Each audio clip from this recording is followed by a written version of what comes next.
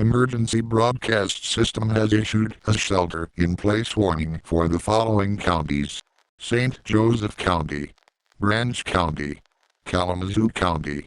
Over 2,053 people have gone missing in under 480 hours.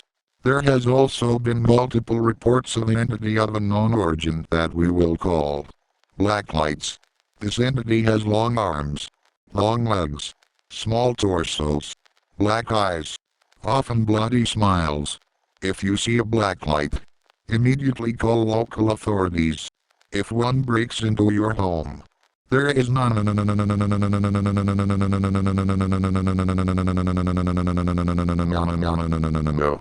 If one breaks into your home, grab a firearm and point muzzle, front of gun, to roof of mouth, and then pull the trigger.